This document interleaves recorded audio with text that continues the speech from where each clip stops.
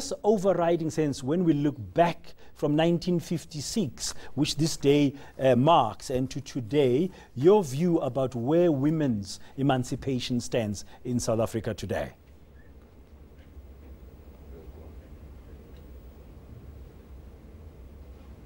And I think it's an important day. I think we, as South Africans, and as South African women in particular, should be very proud that we have this history of these wonderful mothers, sisters, aunts of that time who made such sacrifices. And I think their contribution was not only to the contribution of the women of this land, but it was also a contribution to many more women of the continent, and we are proud of this history and the contribution they made.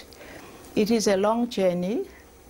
There is beginning to be an amazing awareness, which is something that was not there many years ago.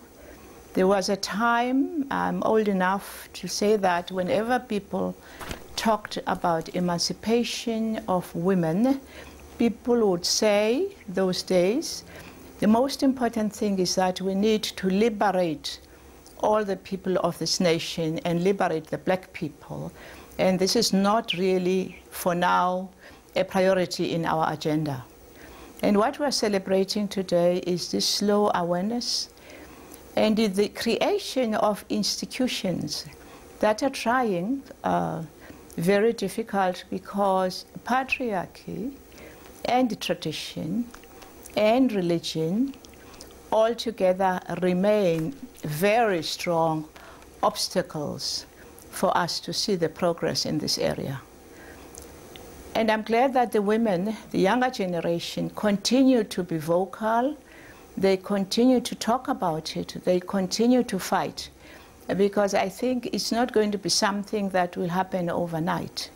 It's going to be a journey of the long struggle, but I hope that it will not be so in the many more years to come, that the future generation doesn't have really and truly to go through trying to convince the nation and the people that women are just human beings who should enjoy the same dignity.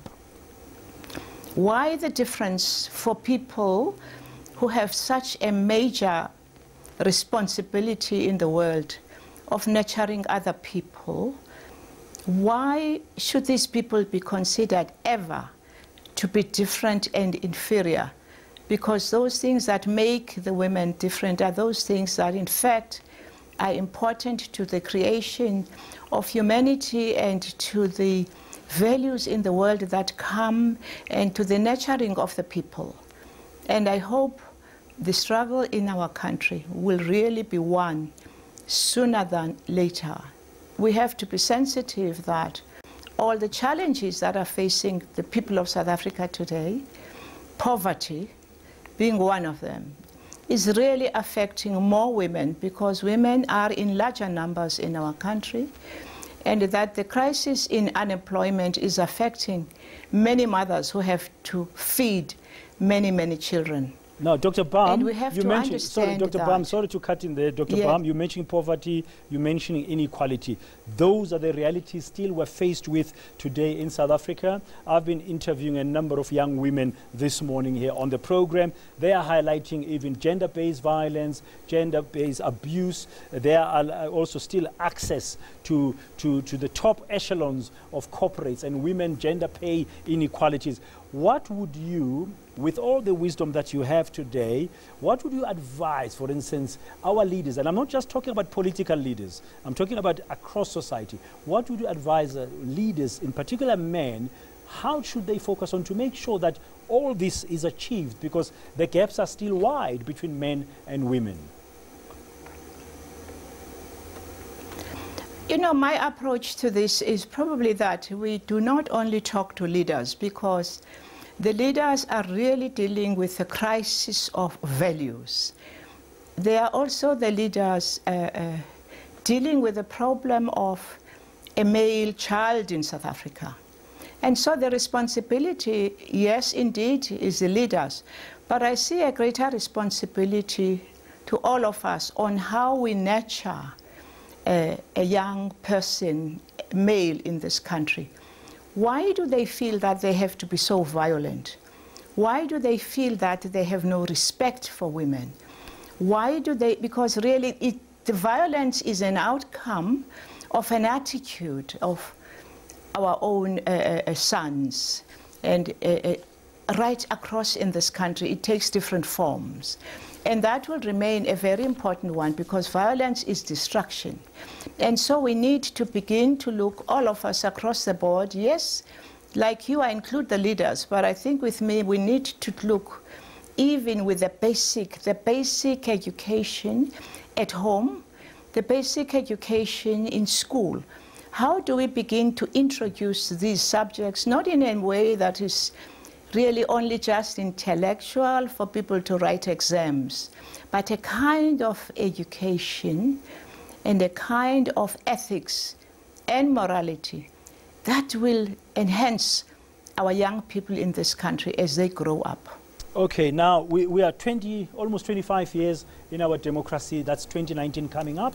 We'll be celebrating 25 years of democracy. For 12 years, you were leading the IEC as chairperson. You also wrote a book that basically said that democracy is not just about going to vote, it's much more than that. Looking ahead, just very briefly, Dr. Bam, what would be the things that you think we should focus on as a country to make sure that we consolidate whatever gains have been made on the journey, on the struggle of women's emancipation into the future? I think it has become clear for us in these 25 years that indeed it is important that we continue to celebrate the achievements of a constitution of democracy. But we should realize, all of us, that as we talk about democracy, we have to talk about justice.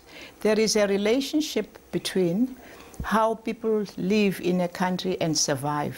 This includes women and men. There is no way in which young South Africans can be proud that they are coming from a democratic country. They can be proud that they have this wonderful constitution, and yet the same women and the same people in a nation are talking about starvation without food. You cannot separate the dignity of people, which we have, all of us, through the liberation.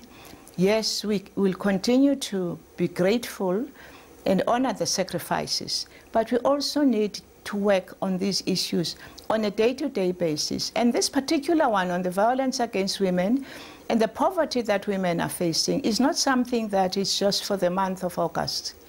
This has to be in all our agendas, whether it is in school, whether it is in our homes, whether it is in the various institutions that have been created.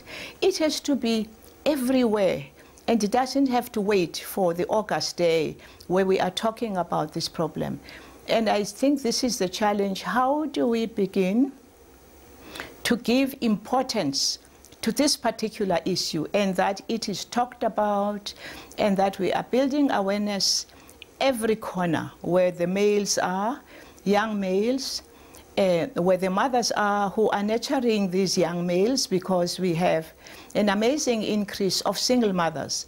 The fathers also in this country have to begin to look and see how do they influence as father figures their young kids, their young boys, as they are growing up in a family. Okay. Because all these are related things. We cannot simply isolate one thing from another. Yes, we will continue, our grandchildren, my grandchildren will continue to protest in the streets.